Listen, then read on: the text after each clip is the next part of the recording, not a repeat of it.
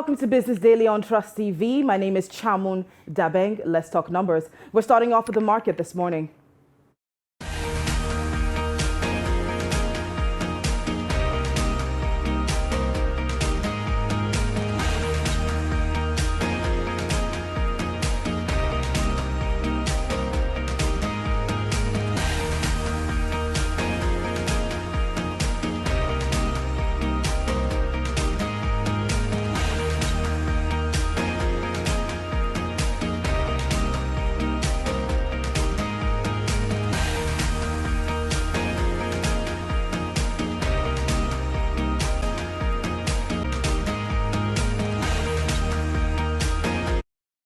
You're welcome back, and once again, my name is Chamun Dabeng. Now, it's no secret that the national currency, the Naira, has seen some hard times in the past few years. Now, this can be seen in the recent slides in the official exchange rate of the Naira and the dramatic widening of the parallel market premium, and it's a sure sign that unease in the Nigerian foreign market has intensified. Now, the Naira has seen serious volatility like never before, crashing from 199 Naira to 306 Naira in 2016, 360 Naira in 2017, 390 Naira in 2020, and 414 Naira in 2021. Of recent, the Naira has moved between 410 to 412 Naira per dollar. Now, as far as the impact of instability of the Naira, it's seen in the purchasing power of the average Nigerian. Because Nigeria is highly dependent on importation to meet its demand, prices of commodities have inevitably skyrocketed, resulting in inflation, which makes the cost of living for the average Nigerian significantly higher. Now, joining me in the studio today is policy analyst Faiz Mohammed Ali. You're welcome to the show. Hello, Chaman. Thank you for having me. All right, so in the past few years, we've seen serious volatility when it comes to the Naira's exchange rate. What do you have to say about that? Well, the exchange rate of the Naira and the value of the Naira itself is dependent on several factors. I think we're just going to focus on three of them. The first is the simple fact that Nigeria is a monocultural, import-dependent economy, which means that our reserves are heavily dependent on the price of oil. And especially of recent that we've joined the international market, the volatility of the oil market has a direct effect on the value of the Naira. So anytime that there's a drop in the oil prices on a worldwide basis, the same thing happens with the Naira, it drops precipitously. The second one is inflation, obviously, which the higher it gets, the lower investor confidence goes across the board, and the less people are able to save or invest, of course, further driving the value of the Naira down. The third one would have to be debt. Our debt profile has been increasing at a precipitous rate, and we've been borrowing continuously over the past several years, especially under the current administration. We could add the simple fact that we've also been in economic recession, which is again tied to the oil market. All of these factors, I think, are also heavily influenced by political instability. Nigeria has been at war with itself really for the better part of a decade, and that level of instability on the political front also has an effect on the economic viability of the nation as a whole. So when you put all of these factors together, it makes it very difficult to have a stable Naira over a long period of time because of so many factors affecting it. All right, you talked about our debt profile being one of the reasons why we have instability or the Naira volatility that we're currently looking at. But when you look at other countries like the US or UK, they're basically one of the largest debtors, really. That's true. They owe money in the trillions. As a matter of fact, I don't think Nigeria has a debt profile that's up to half of what these countries carry. So what is the difference between their own economy and our economy that they have been able to have such a high level of debt profile, but then with us, which doesn't, we've really struggled? There are several reasons for that, but the main one is simply because they've been able to invest in their own economy. When we borrow, we're borrowing for recurrent expenditure. When other nations borrow from other places, they're borrowing to invest. And when you invest in infrastructure, when you invest in new technologies, when you invest in education, then over a long period of time, what you're going to be seeing is returns that you can use to service this debt. However, Nigeria is in a situation where we're borrowing simply to pay salaries. We're borrowing simply to fund the government. And that isn't an investment that you can see a return on. The only way that you're going to be able to service this debt is if you're producing or if you're growing the economy at a rate at which you're going to be able to pay back at a constant rate the amount of debt servicing that you go through. Now, the Naira, for as long as we've known the Naira, quite a few Nigerians have known the Naira to be very volatile, especially the younger generation. We came in and we met the Naira that was basically struggling and, trying to be stable. Now, should Nigerians hope for, a more stable Naira in the nearest future? In the near future? Well, if I remember correctly, during the Obasanjo administration, when President Obasanjo left, the Naira was at 90 or 98 Naira to the dollar. Fast forward all the way to the Jonathan administration, I think when he started it was 130, 135, ended at 180, 190. And I think we've seen it rise all the way to 400 plus under the Buhari administration. Once again, this simply has to do with all of the factors that affect the stability of the Naira. Right now, I also have to, in this particular instance, we also have to add the nation's current account balance, which right now I believe is at 2.7. The ratio of the account balance to our debt ratio is, I think, 2.7% of GDP. Minus 2.7% of GDP, sorry. So unless we're able to really find a way to make our current account viable, we're not going to see much change within the value of the Naira. At least it's not going to be high. And I also think it's important to note that the value of the Naira being high isn't what's important. Okay. What's important is the Naira being a viable currency within its own domain. You look at a country such as South Korea, for example. Their currency is in very high denominations, and it isn't very valuable versus the dollar. But they are able to use that currency within their own domain for people to live very comfortable lives. So it's really about the domestic region and how it is that we're handling the economy internally versus the international market. All right, so I had a question earlier on, and it's basically on Nigeria's dependence on oil. Now, there's been a lot of talks about diversification of the economy. There's been a lot of focus on agriculture. We're starting to talk about solid minerals and the tech sector and looking into all of these. But it's so far it's fallen flat on just around discussions. You don't really see that actual progress except for maybe the agricultural sector that has received some level of attention. It's been given some loans, it's been given some grants and all of that. But what exactly do you feel is the reason why the government hasn't really tried or really pushed to further diversify the Nigerian economy, and why are we still dependent solely on oil that basically contributes, it's not even up to 10%, it was about 9-point-something% of the country's GDP? I'm not sure I would argue that the government hasn't tried. Particularly with this administration, what has happened is that when they came in at a time of a recession.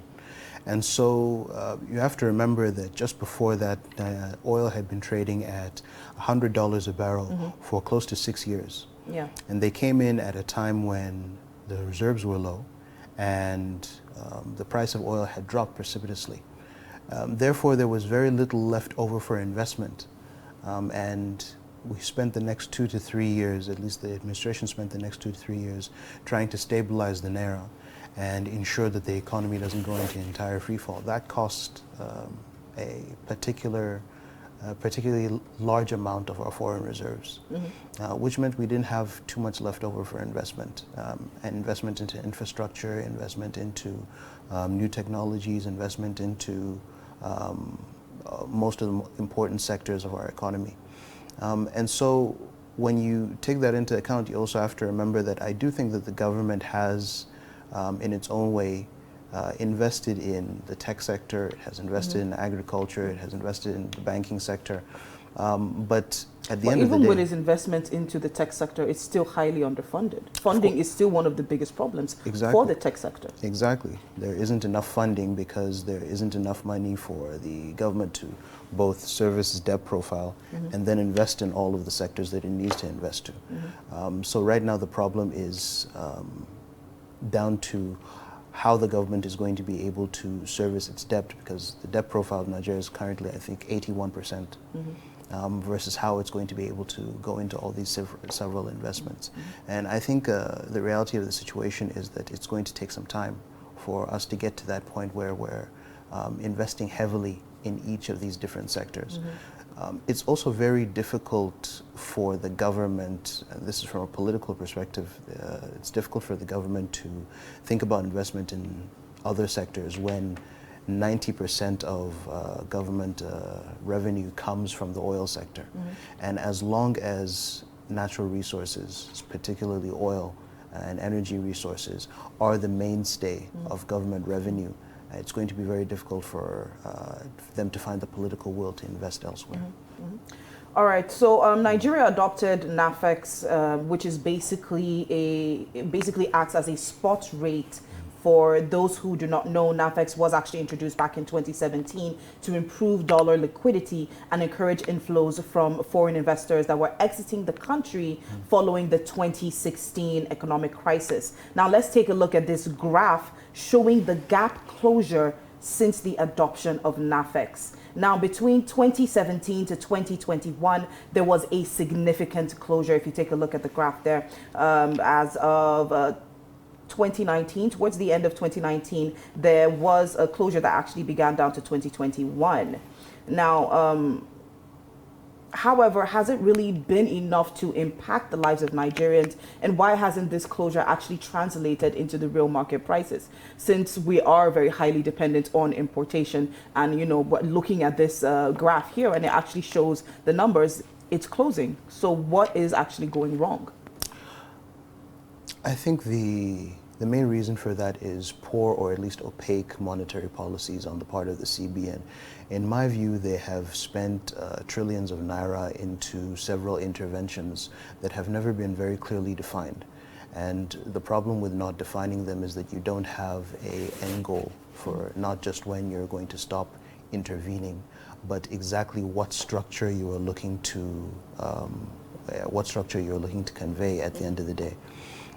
Secondly, when it comes to the NAFEX, I think one of the biggest issues we're having is because we're running several different exchange rates at the same time, we've also found it very hard to borrow. Very recently, the government has been in the process of receiving, or in the process of being granted a $1.5 billion loan from the World Bank. But one of the requirements that the World Bank has was that we go with a single exchange rate. This is simply one of 6 policy suggestions that the World Bank had in order to receive that loan. So really, when you look at it, the NAFEX, although it has helped us stave off some instability, and what the CBN has been doing has been trying to gradually weaken the Naira over time, while still trying to stabilize it and prevent complete free fall. It's not working. Simply put, no. it's not working. The NAFEX so far has done its job, which has been to stabilize the Naira. However, we're going to have to wait and see over the long term what new policies are going to be affecting us moving into 2022, especially when it comes to... All right, now you talked about devaluation of Naira. The Naira was actually devalued by the Central Bank of Nigeria by 7.6%.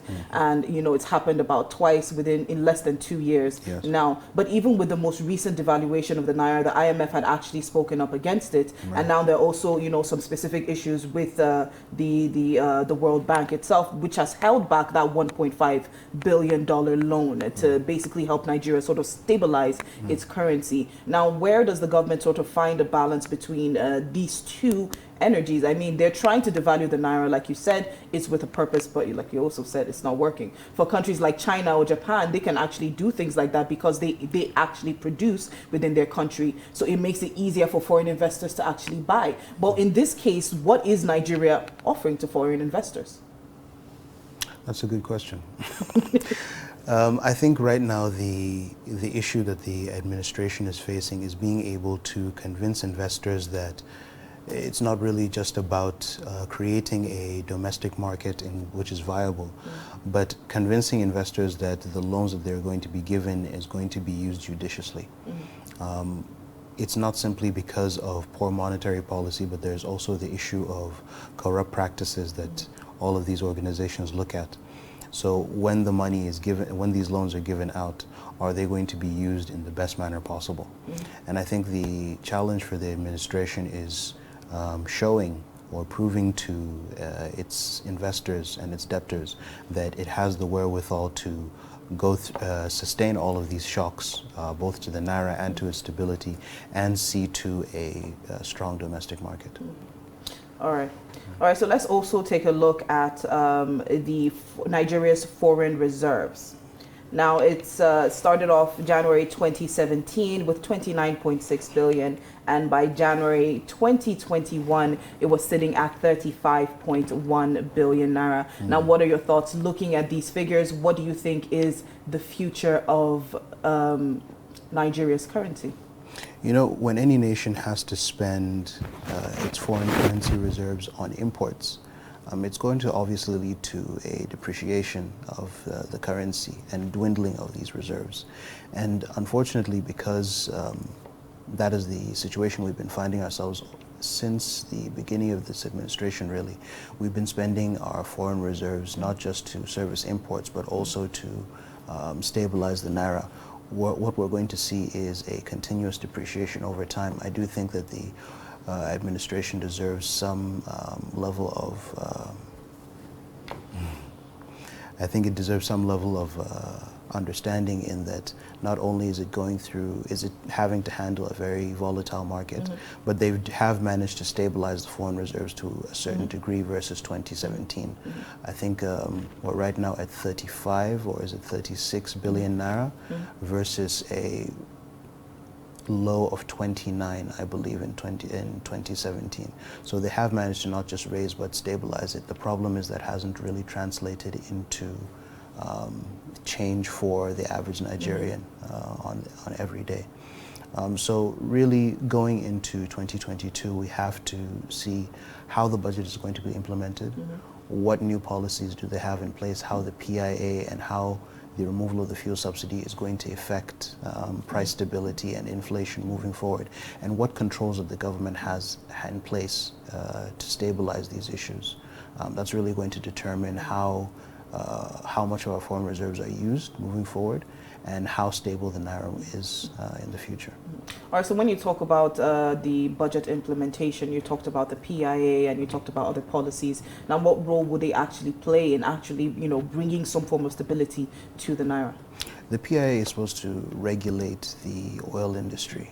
It took 20 years to get the bill passed within the National Assembly, and it's supposed to regulate the industry by separating into both upstream and downstream sectors. We're hoping that it does help us with the issues of transparency and good governance. One of the issues of the NNPC has always been that its accounts have been opaque. Opening that to the public is hopefully going to help us see what investments are viable and which ones have been a waste of time, so to speak. And that also means that since it's a public listed company at this point, the thoughts of investors are going to heavily influence how the NNPC operates moving forward. Other than that, I do think the PIA is hopefully going to stabilize the volatility of the domestic oil market. What we have to wait and see is whether the removal of the fuel subsidy is going to make that more difficult, because we do suspect that it is going to raise inflation all across the country. The price of oil goes up, the price of transport goes up, the price of food goes up altogether. So we'll just really have to wait and see what controls that the government has in place in order to mitigate some of these issues. All right, so we do also have the 2023 elections coming up just next year. So obviously you're going to see a lot of campaigning, a lot of money in the system within this 2022. How do you feel this is going to actually have an impact on the stability or volatility of the Naira? Is it going to be negative or is it going to be positive? Well, the truth is that, especially with the last two elections, we have seen that the price of the elections has gone up every single time. I think that current, the current budget for the election, according to INEC, is 305 billion naira or so, up from what I believe was 102 or 105 billion naira just 4 years ago. So during the times of the elections, of course, a lot of money is spent, and that contributes to a depreciation of the naira, because I don't think there's at any point other than during an election which sees such a large amount of money being spent at a single time. That is an element of, there is an element of political instability going on with it, especially because currently we're not sure, or we aren't entirely certain what the political field is going to look like going into the elections. So that is another factor that might influence the depreciation of the naira moving forward, yes. All right, so looking at that, like we rightly said, there is going to be a huge amount of money in circulation at that point. Now, it's the CBN's job to create monetary policies in order to control or regulate the amount of money that's in circulation. So what role do you feel like they can play in, you know, the upcoming elections to not have such a huge amount of money, or, you know, give some level of regulation or control to the amount of money that will be circulating from this year up until when the elections actually take place? There are several controls that the CBN can put into place. However, over the past 2 to 3 years especially, it's been clear that the CBN has been acting on directives from above, so to speak, or its policies are tied being into, controlled. its policies are tied into political considerations. Therefore, one really has to wait and see exactly how much those political considerations are going to weigh into fiscal policy, or whether or not the economic situation in 2022 is going to cause the CBN to take into account the reality of the Naira's stability when making its decisions about the spending during the election. Okay, so like you rightly said now, the CBN, a lot of its decisions are tied to political decisions also. And of course, the federal government, you know, creates those fiscal policies, and then the CBN is in charge of the monetary policies. And we've noticed times where both of them tend to clash, both the fiscal and the monetary policies. So where do you draw the line in between the two? Is it possible to actually have some sort of harmony between both the fiscal and the monetary policies? Again, this is an example of the political will of several actors taking precedence over the national interest, and especially our fiscal policy.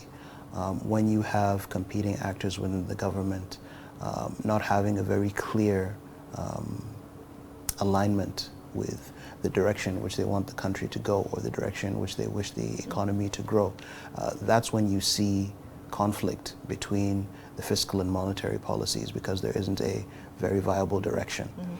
So really, moving forward, it falls to the CBN to really bring to light those policies that are best suited to the stability of the economy. Now, again, we've said that they've been taking political considerations when they've been making their decisions, and most of the policy decisions that they've been making have been opaque, poor policy decisions that have really not done much to alleviate some of the concerns of not just the average Nigerian, but on the macroeconomic front hasn't done much to stabilize the Naira in the world market. So we'll really have to wait and see exactly what it is the budget is going to bring to the table once it's in full implementation. All right, so looking at the CBN still, do you feel like it has fully performed as an independent body, or is it being, you know, still controlled at this point? There's no such thing as an independent body. All right, there we go. All right, unfortunately, we don't have enough time to continue on the discussion, but yes, it's really interesting to see how, or I'm really interested to see how this entire thing eventually plays out, if the policies and the policy implementations actually go the way they're supposed to go, or if at the end of the day it's just, you know, going to go awry. All right, so let me say a big thank you to my guests in the studio. Thank you so much for being a part of the show. And to all our viewers out there, thank you so much for watching. Do not forget to follow us on our social media platforms. You can find us on Instagram, YouTube, and Facebook. Just look up Trust TV. Pardon me there. All right, once again, my name is Chamun Dabeng. Come back again for more Business Daily. Let's talk numbers.